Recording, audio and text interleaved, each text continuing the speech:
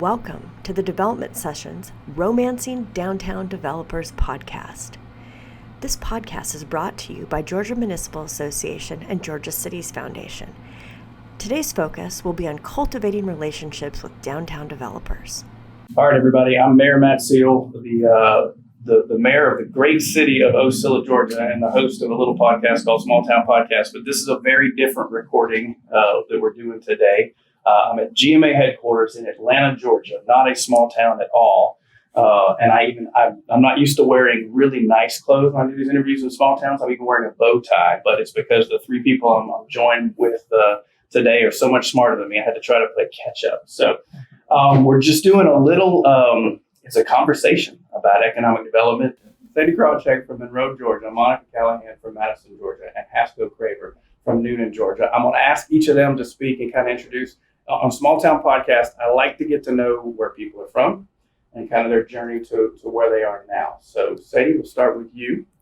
Great. Where were you born? I was born in Tupelo, Mississippi. Okay, that's a little bit of distance from. It is, and I thought it was a small town, but it's much bigger than where I am now. And I was born and raised there, and then went to school in South Carolina and married into Georgia. And that's how I ended up in Monroe. Yeah. And how long have you been with the city of Monroe? Almost 7 years. Okay. And what are the different roles? I think you've Yes, I started out in downtown development. I was their Main Street coordinator the first time they made it a full-time position. Got hired into that role, and then it was expanded to an economic development specialist. I guess I specialized in that. And just kind of applying the same principles to all of the city, kind of thinking holistically about economic growth and small business development. And then that changed to economic development director. Okay. And that's your role today? That's the title. All right. Look forward to hearing about some of the projects you're doing there.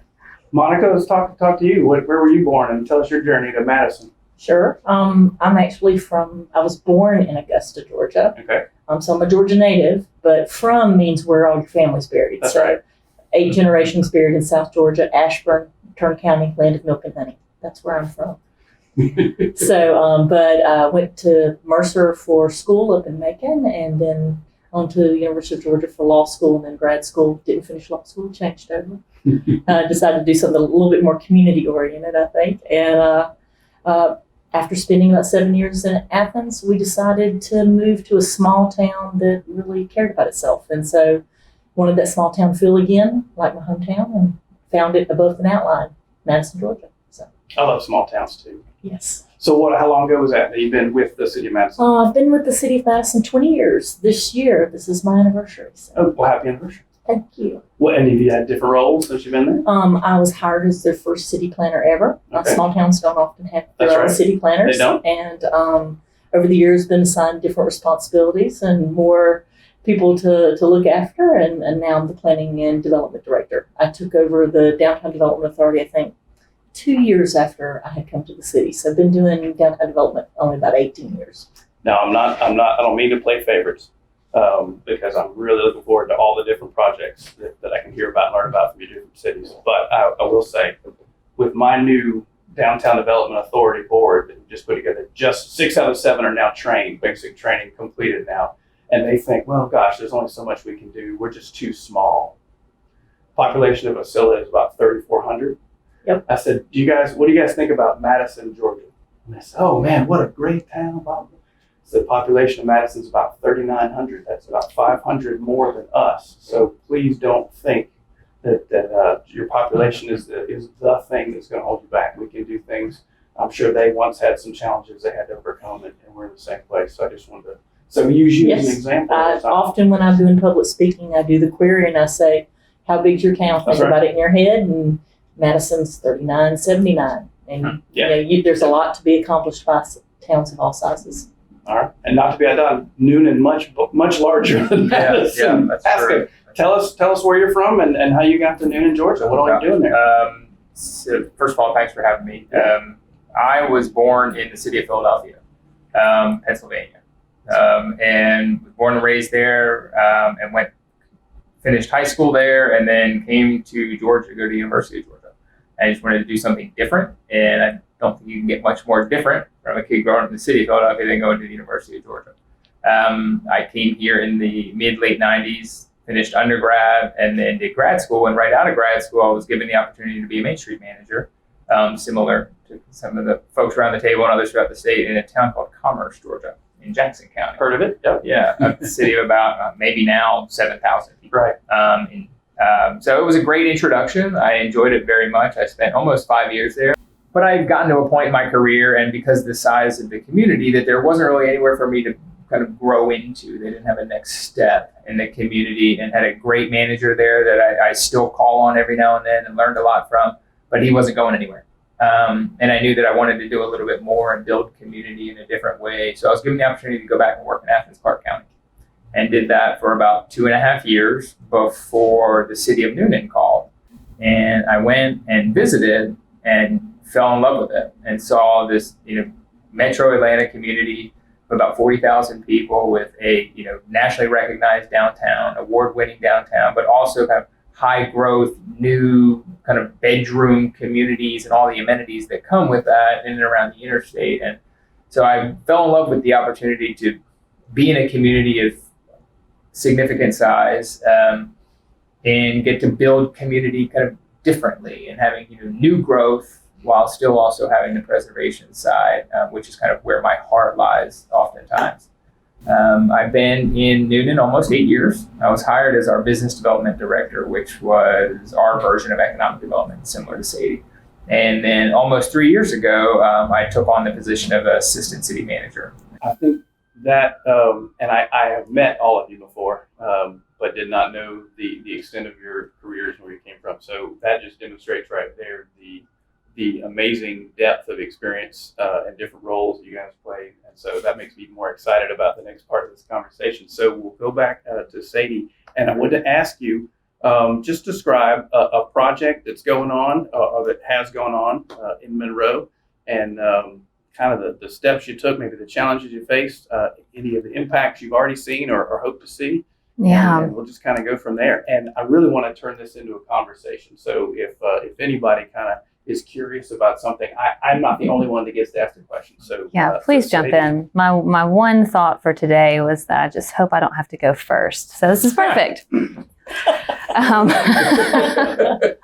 Well, the project I wanted to talk about was one that we're still in the middle of. Okay. We thought it would be a quick project and a good one to do, and we knew it'd be risky because it was the first step of our DDA actually doing development and taking on buying a property, even going through the brownfield process and trying to get this hard to acquire property back into the market so a new business could go into it in our downtown. And so when we looked at our downtown, we thought what we were missing is restaurants. We had strong retail, we had a lot of antiques, and we'd had a couple of restaurants that were interested. It's just when they started looking at buildings and the capital it was going to take to transform an older historic building into a restaurant, they just couldn't do it. They couldn't wait that long. They couldn't put that much money into a project with that many unknowns and questions of not knowing what they were going to get into when they opened up the walls, or, right. And we'd go around to other cities and you see gas stations that are restaurants. You're like, well, that's cool. We have an old gas station that looks just like this. This should be simple. We'll just do that. Right. So, and we had lots of people coming with ideas and projects much like that to do, but we knew we needed restaurants to support our retail and the other things that were going on in town, and that it wasn't probably just going to happen on its own. So we identified a project in January 2017, a property. We said, I think it was a former gas station, but it was now a used car dealership. And there were some relational connections from people on our board.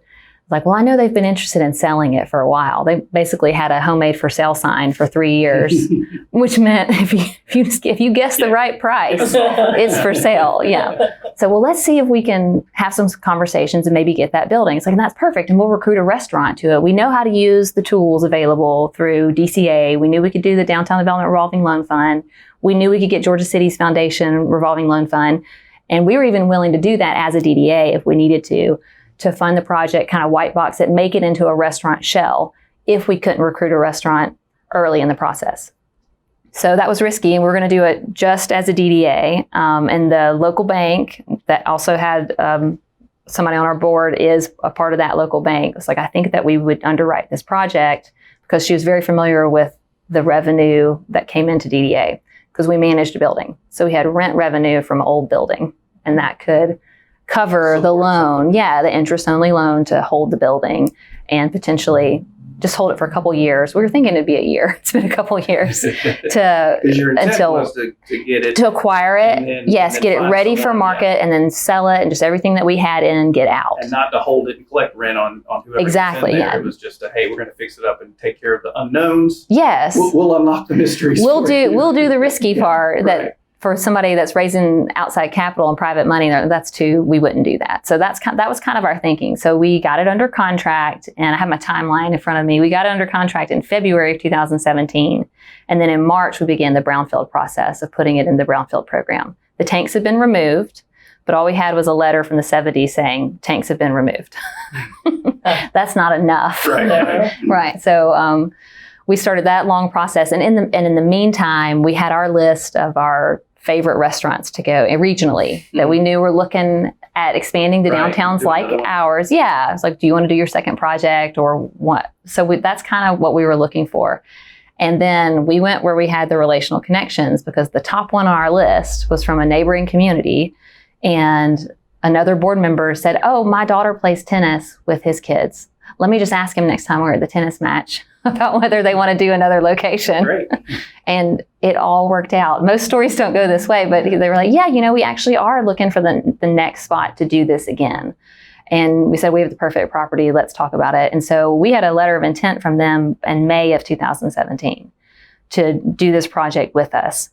In the meantime, but they also needed the building behind it, which was a little office building that the roof had caved in. So it was just a vacant. So we had to acquire another property too. So we got both of those. That's great. Not only did they want the one you wanted. Yeah, they want another one they too. want another one too. Which was fine Yeah. because that happened to be a downtown sponsor. We had a relationship with them. They're not using the building. They have no revenue or potential revenue from it without sinking a lot of money to Right. repair it. I say that in jest, but it sounds like it ended up being. It was great Bigger, because that's what made this is the gas station that I guess there was one mold of gas stations that they were cranking out in the 50s, and it looked like this, like a square. Y'all probably all have them around. Mhm. And so this restaurant, their first restaurant that they did in Lawrenceville was the exact same footprint. Okay. And so they said, we know exactly how to do this, Right. but it'd be great if we could have added on to that. They also knew the challenges of the buildings. They said, it'd be Okay. great if we could have added on. And we said, well, what if we pick up that building? They said, yes, perfect. Okay. Because then they can expand their kitchen. It's the same layout otherwise.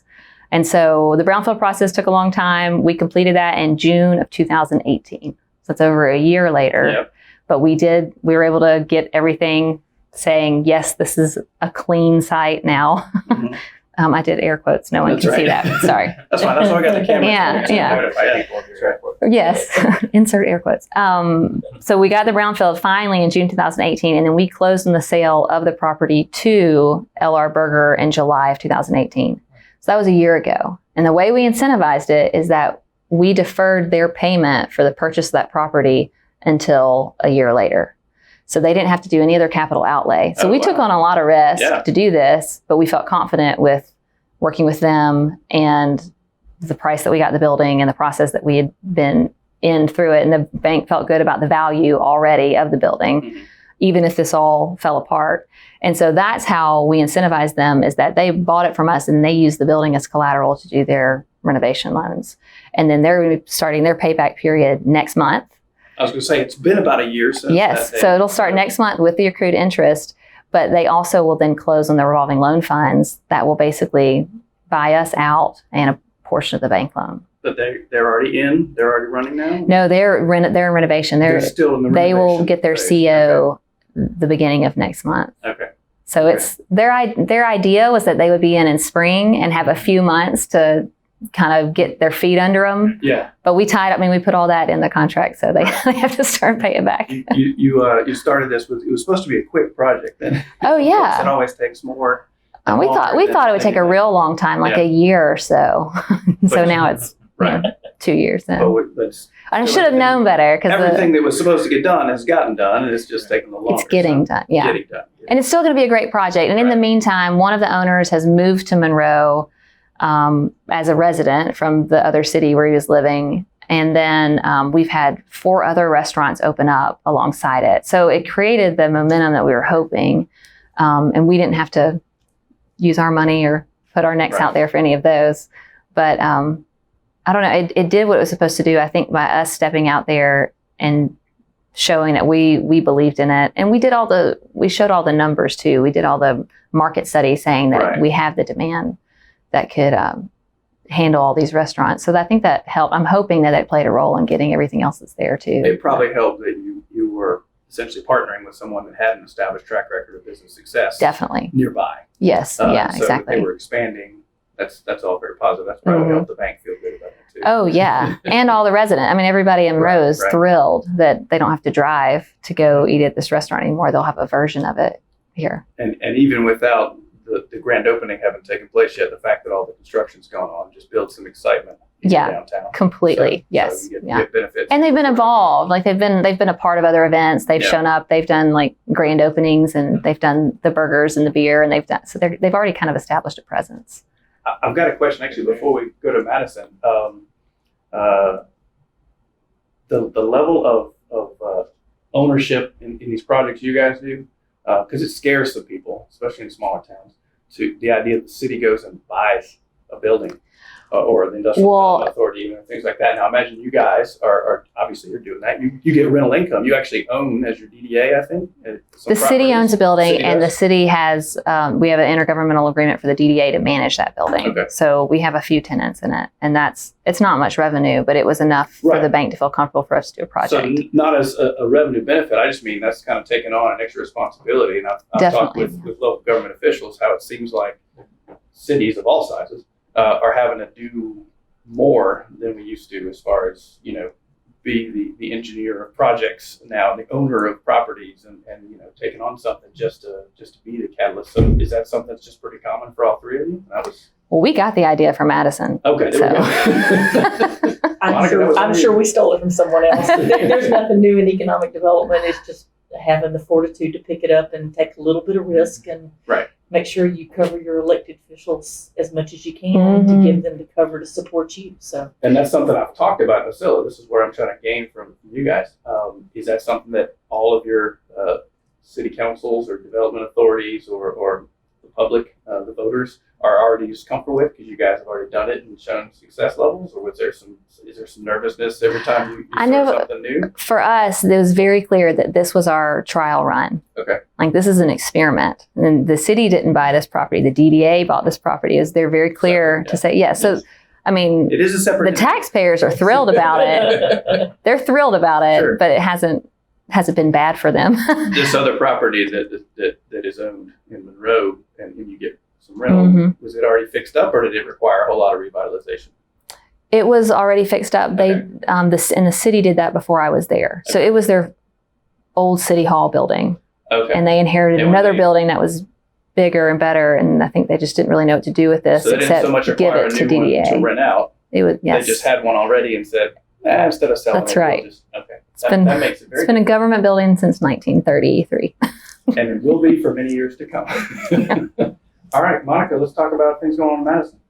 Sure. Okay. Well, so we've kind of already taken that test run a couple of years ago. Our first project that we were the construction agent was in 2000. So having several years past that earned that confidence of the elected body, it's something that you have to continue to court. It's not a one-time substance. So they don't just get used to it and then you can no, that's not the way it works.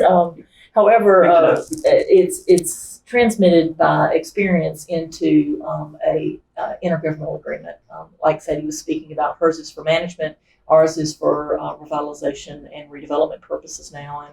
And so they fund that every year. It's something you can take to the bank as an income stream to let you take on other projects. So I do think that DDAs are increasingly having to step up and kind of, especially in areas that are challenged or blighted, they have to take a kind of an ownership role. So in 2009, our DDA added on urban renewal powers.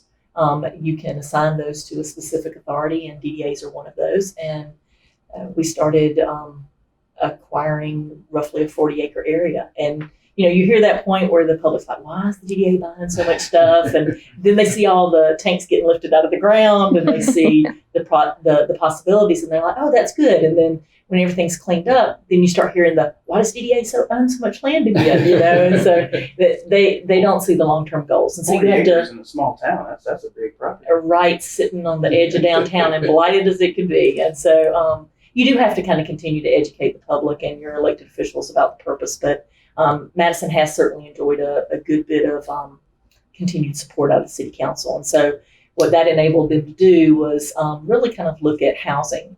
We have been fortunate to have several industrial expansions and small industries move into a small town. And we really were having concerns about not enough workforce housing. And certainly with our aging market, not enough elder housing. And so about 2015, we were being hunted, or no, 13, we were being hunted really hard by low-income housing providers. And I will say that it's all about choosing the right one. Mm-hmm. And so we had three of them looking at the community all at the same time. And multifamily makes small towns nervous. We don't have a lot of that, right? Yeah. And so we specifically looked at only a senior developer because, there's not a lot of seniors out there being raucous, right? So it was a good way to kind of try out an affordable housing provider. And we had proactively gone and acquired some of those things to clear the way for private investment. And that's really how I see the role of our Downtown Development Authority. We do those things that clear the hurdles, remove the mysteries, right, and perhaps set the tone for private investment. And so DDA had acquired a tract that used to be a trailer park right adjacent to downtown that had been cleared out, but they had a monster price on it, been sitting on the market for 7 years, hadn't moved, had scary underground sewer still left there, and also a dilapidated house. But the house went really far back, so it had frontage. So DDA assembled the parcels, cleaned up the negatives, reorganized the parcels in a way that was consumptive for the private market. And I don't want to say business ready because that sounds kind of quirky in our market, but we were development ready when the right affordable housing provider came in. And we ended up going, I don't know if I'm supposed to say that or not, we ended up going with a group out of Athens, Parallel Housing, and WODA, which is a national provider. And they came in, they really listened to our needs, our desires for a housing development, and they put in 44 units of senior housing.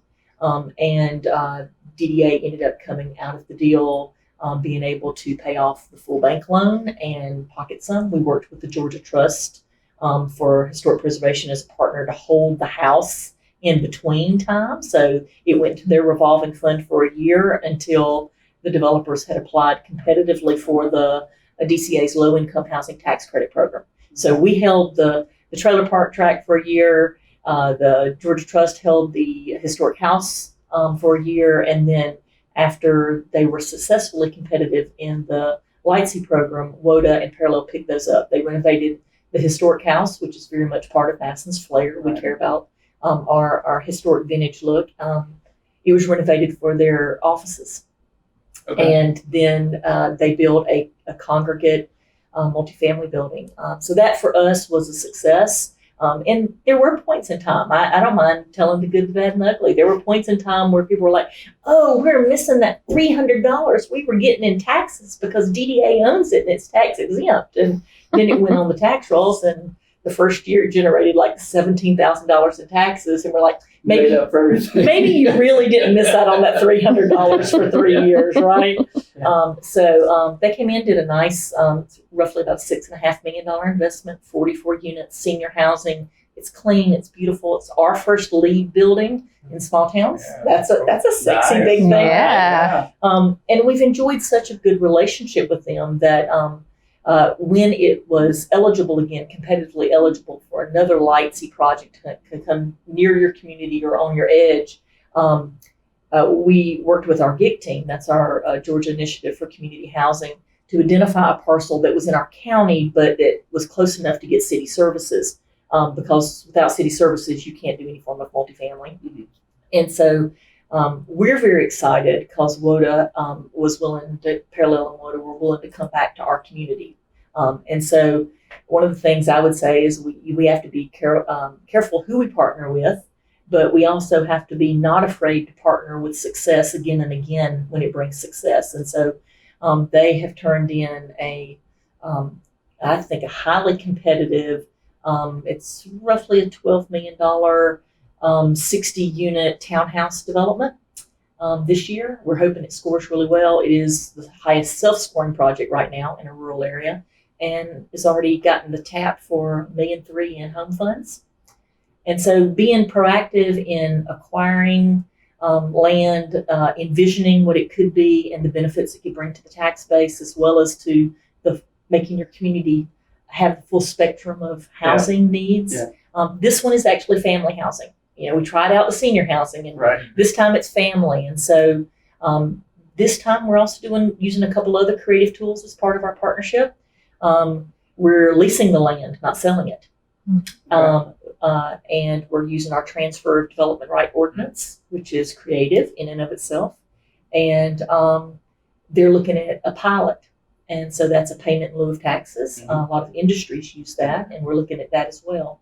So, putting all those tools together, knowing what the tools are, being ready for the right partner when they come along, and making sure that you remain that flexible to find what they need while it's within your needs, and meeting your needs is the toughest part of my job. And then, of course, on the back end, going back and making sure you're accountable for it, and you understand the money, and the council sees what you have in it, and you fully recouped every taxpayer dollar. So that's our goal. That always helps. Yeah. So much of what we do is intangible, and when you can find the tangible numbers, it's important. The dollars and cents. Measure it. Yeah.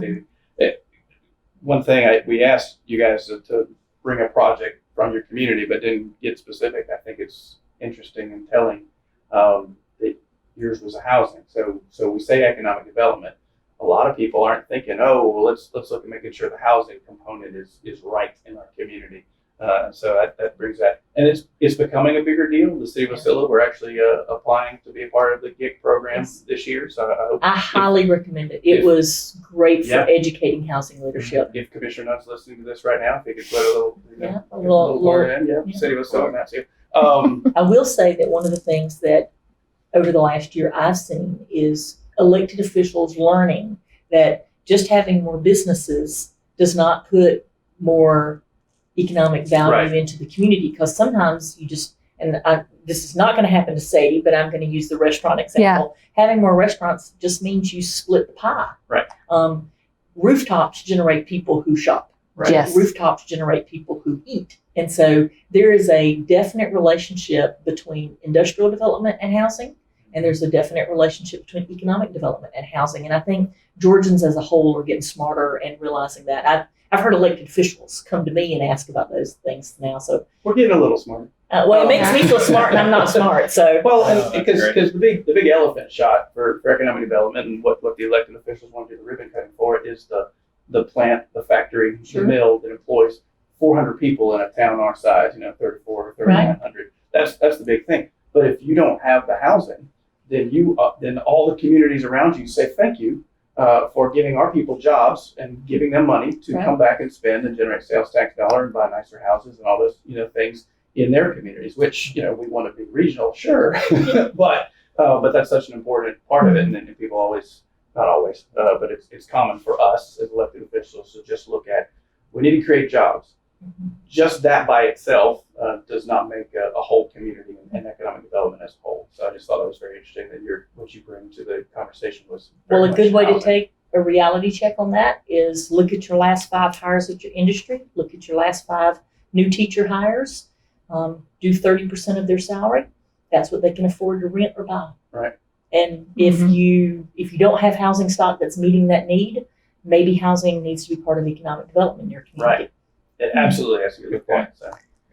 And I know we talk a lot about the big industries and a large number, but in our downtown boundaries, there's over 800 employees in the businesses in downtown. So it's not larger than our largest industry, but it would be in the top 3 if you counted all those. So it's worth investing in the whole and looking at the whole picture of if we're trying to support, you think of downtown as a company as a whole, this entity that has 800 employees, where do they work? Yeah. Where they like where are they living? Where do they eat during work, after work? And like look at the whole picture. And more people would like to, live very close to where they work. Exactly. So having that be part of your downtown might encourage more of those jobs downtown. So ask with all of that, because those are three very interesting different aspects of projects. So we couldn't have coordinated that better as far as varieties. And we didn't coordinate. That's right. That's the beauty of it. Those are the glorious things. What were some of the challenges? And really just to draw from your experience, because I really want to learn from the three of you very specifically. So you can go outside of just these projects you've listed. Challenges in dealing with, there were a lot of collaborative efforts where you're dealing with, different organizations having to come together and all put something on the table. Challenges with the public. Monica, you mentioned, the important thing was waiting for the right person to come. It's difficult. I know communities get chomping at the bit to do something, so they just want the first person who agrees to do something. It's tempting to take the first offer, even if it might not be the best offer. So how have you guys, what are some things you've encountered? And this is just an open forum discussion part here. And how have you guys maybe overcome that in your communities? And again, it can be beyond just the projects you've named here. I want even something you just learned earlier in your career that now is just more common, because I want to be better and take something back to Osceola for economic development, specifically downtown, but overall as well. And so I need to learn from mistakes you guys already learned from years ago. Well, I'll start with the pick and choose so that y'all can think about what you're going to come up with. So since you threw that out there as a starter point, I'll say that ability to pick and choose comes from putting yourself in the right position in the first place. And I will say that when we were looking at housing developers, we went and specifically looked at two of their developments. Don't be afraid to leave your town. Right. Your city limits are not solid. And so we specifically went and two of the people who approached us, we went and looked at their developments. Kind of like calling the references on someone's resume. It absolutely is. And their projects were certainly valued in their community, and they were certainly laudable, but they weren't quite what we were looking for. And so being able to articulate what you want for your community is almost as important as the timing. And so we were able to articulate clearly that we wanted something that was architecturally significant, that was going to be a 100-year building. And that was important to us. Architecture is important for us. And so we wanted something that contributed both the quality of life, but that significant component. And we were able to find the right mix. It probably helps. You've mentioned it more than one time just I'm now. Sorry. No, harping. That Madison has some specific things: rehabilitation, preservation, architecture. Those are characteristics that are already kind of embedded. Don't ask, don't get. And so we ask. But I just mean that when you go to look at some of these things, you know what you're looking for, so that you know what you're also not looking for. Right. And so that's important too. So that's something that probably took some time or was established years ago. That's just been a consistent thing. It's built over a 30-year period. It's not anything that Monica came up with. It's certainly something I'm building on the laurels that other people have earned. ASCO does its own version of preservation. I was so impressed. We were talking about still retaining that community asset. I think too many people think that everything has to be scraped, and there's an imbued value and a numerical value sometimes in buildings that we're marketing a building right now for a brewery that has no roof. Hadn't had a roof in 30 years, and the first developer I talked to said, "Let's tear it down." And I was like, "It has about $350,000 in preservation tax credits, and you're just not the right guy because you don't see them." That's right. The walls are still there. That's right. Those are important. So I've had issues. One that first comes to mind, it ended up turning out okay. So that's good, right? So at the end of this thing is happy. But similar to kind of what you were talking about in Monroe, Joe, you knew she wasn't from Walton County or Monroe from the way she pronounced the town's name. Being that I work in commerce, which isn't terribly far from Monroe. Right. We'll call it. So that should have been your dead giveaway in the beginning. She wasn't from there. I'm gonna start Anyhow, that's all right. The locals will call you out. Yes, But- they will. and, or at least it's a dead giveaway. They may not call you out, right? I have run into those too, mispronouncing street names in communities I work in, and they know I'm not from there. That and I've never been fixing to do anything. So they know I'm not from Fixin'. It was not, yeah. I don't fish in and hunt and things. I don't have a philosophical issue with it. Probably don't match Not my show. Never mashed a button. I push it all day long. But now that I've totally distracted us, the first community I worked in had a great opportunity to find a new city hall building. So to keep the story short, the post office was contemplating leaving the downtown. It was a great WPA era post office, 4-sided brick, had a great mural in it too that the city saved. Oh, wonderful. They were going to leave that facility for something out on the bypass, right? This is the story we've heard before, right? The City of Commerce said, please don't do that. What we will do is we have a piece of property on the other side of the railroad track, literally, that we will give to you if you build your post office there, and we will buy your old post office. At that time, the City of Commerce was on a growth trajectory. This was the 2005-06, before the 08 issues. It was growing. Big Jackson County, Brazelton, Jefferson, Commerce along 85, they were all just growing tremendously fast. And so our services were expanding. We needed a larger city hall. The city hall we were in was outdated and cramped, and we were kind of running certain operations, public works and stuff, out of sheds, is putting it politely, in various places. And so we decided, the city fathers, that they would at that time give the property to the post office. The post office agreed to take that property, build their facility. We bought the old post office, which probably helped them fund the construction of the new one. We relocated from our then current city hall into the post office, the old post office building, and ran a number of municipal services out of that. The Downtown Development Authority was gifted the old city hall. And we were told to go borrow some money, hang some walls, sheetrock, things like that, and try and lease it out. We were able to get the Chamber of Commerce to occupy some of that space, and the Georgia Agribusiness Council, which at the time had a director named Gary Black, which now happens to be the Secretary of Agriculture for the state of Georgia. But anyhow, they were working with the ag industry, trying to make sure that the elected officials heard the concerns. But we housed those two there, and we had the rest of the building, another half of that building, unoccupied, and we needed to rent that out, or we couldn't make payments on this. And we struggled for years and years and years. We struggled mightily until the point that we actually sold the building because of Gary Black and his team at Agribusiness Council grew, I guess, in their membership, that they were able to buy it from us. But there was a 2-year period there where it was, rubbing pennies together to make payments. And so what we did is we were nimble in that we jumped at that post office opportunity and maybe did it a little bit more quickly than we should have, and weren't really aware of kind of how much exposure we had with trying to do this other project. It was neat, and it ended up working out, but we kind of got lucky that the Agribusiness Council grew to the point that it did, because otherwise, I don't know what we would have done with that building. We couldn't. So that's a cautionary tale. We got lucky, and it ended up working out, but that's another one of those things. Put your plans in place. Be ready. It's nice that you're nimble and you can do those certain projects, but also be realistic about what you can do. Yeah. Don't just make your projects bankable. Play developer. If you want to play developer and you want to do it the right way, I would encourage you to make them bankable. Do your due diligence. Spend some time looking at it. So that's one cautionary tale.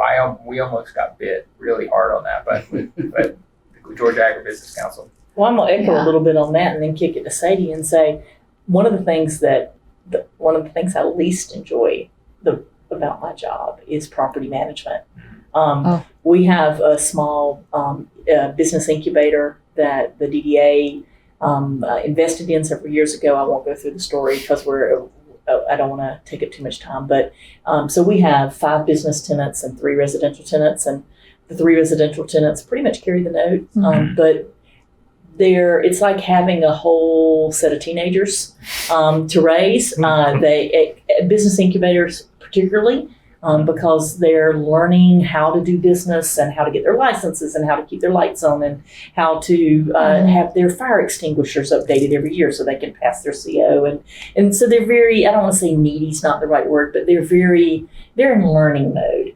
And so rental property management is not my favorite thing, and business incubators are something that I would caution any DDA going into to just be very heads up how much staff time and that's going to take out of your schedule. And I know that you were fortunate enough to little mic hit. Sorry about that. Can you fix that? Yep.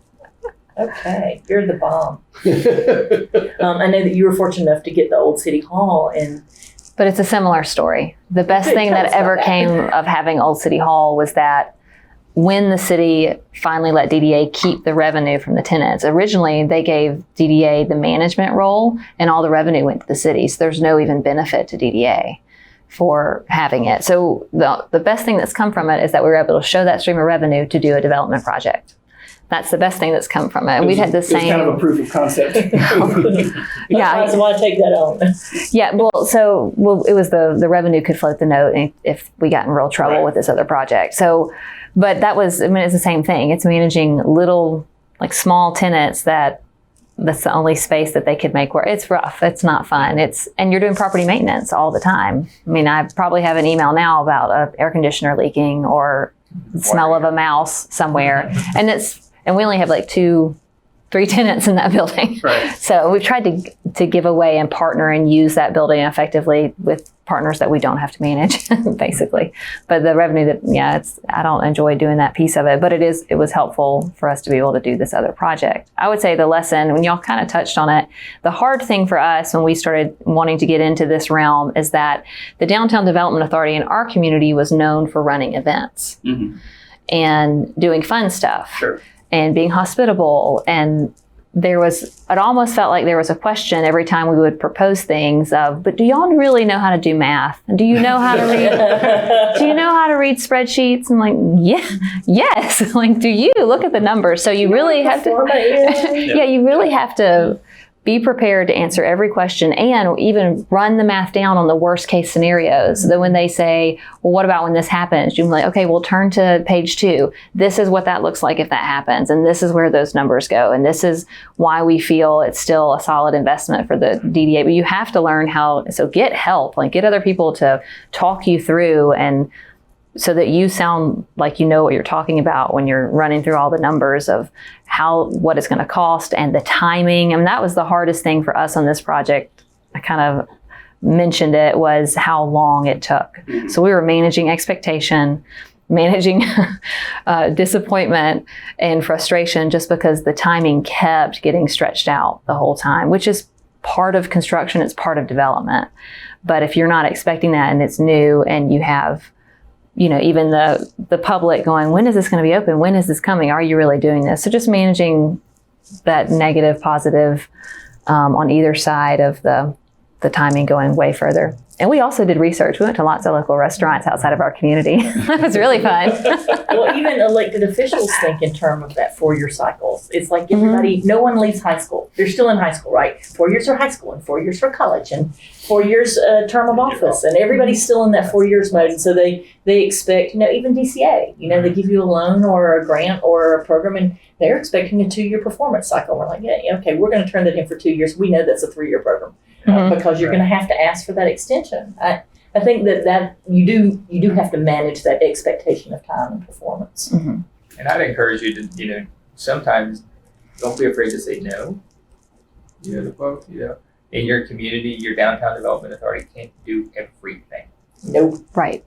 You can be really good at about 4 or 5 different things, but you need not be good at everything. Well, it's a lot like making sure you're picking the right partner, the right project. You with limited resources, you have to prioritize. And you create that environment and let your partners come in and take advantage of that environment. So what are you best suited to handle, and then what's going to give your best return on investment? So. Well, you heard Haskell say it earlier, strategic. DDAs only have a limited amount of funding, a limited amount of human resource time, and you have to be very strategic. One of the things, I'm not ashamed to say it, I stole it from GMA. GMA does strategic planning, and They had a strategic one-page plan, and we use a 1-3-5 plan based off of that. We have a 5-year plan, a 5-year project that we're cooking. It's on the back burner, so it'll be ready. We have a 3-year that's kind of a short performance, usually a construction project. And we have a 1-year that's low-hanging fruit, that's something that the public can get that sense of immediate gratification from. So we've always kind of got a 1, 3, and a 5, and that's our goal. Yeah. We do the same thing. We identify short-term wins and long-term projects, and just make sure that we keep having smaller things that we can deliver on while we're working on the things that take longer. Well, and I reference this on some of the projects before. It's good to see, even if something takes longer, like the restaurant in Monroe. Yeah, that's right. That's good. People seeing it, it has a positive effect. So how important is that? I imagine I know the answer to this, but I'm asking anyway. How important is it to always have something that's visible for celebrating your wins is also important. Yeah. As a community. And I would again invite you to bring the community involved. It's the community's win together. So yes, you're going to have the obligatory chamber ribbon cutting. Big scissors, and that's important too. But celebrate those wins because people are paying attention. Yeah. And others will follow. And you can celebrate little things too. We'll say whatever you celebrate, you cultivate. So choose what you celebrate and then really celebrate well. And it does create a lot more momentum. Yeah. And people start thinking, well, they'll come up with their own projects, and sometimes they'll do the little in-betweens are even better when someone else does them, and they generate all kinds of positive feedback. And we still get credit for it, but we didn't even play a role. We just set the stage for somebody else to do a little that's project. The best, because I'm sure you all get blamed for things that you had nothing to do with. Yes. One of the greatest compliments I've seen some of my colleagues in Newton get is there's a business association that will host events that are mimicking that of downtown, the Main Street programs events. And in some communities, that could be viewed as kind of a turf war, Sure. but not in Newton. And said, we can only do so many events a year because we have to do preservation and design and planning and economic development activities. So that's a good thing. And let those folks go, to your point, and let somebody else put some money in a building and run with an idea, and you try to support them with that. And so the rising tide raises all ships. It's not zero sum. In order for somebody to win, someone else doesn't have to lose. Right. Well, guys, on the idea of celebrating wins and victories, that's probably the best way to go out on a high note. So Sadie and Monica and Aska, thank you guys for joining me. And I've sincerely learned, and I've got some things to take back. So thank you for sharing your projects, and thank you for what you do in your community. Thank you.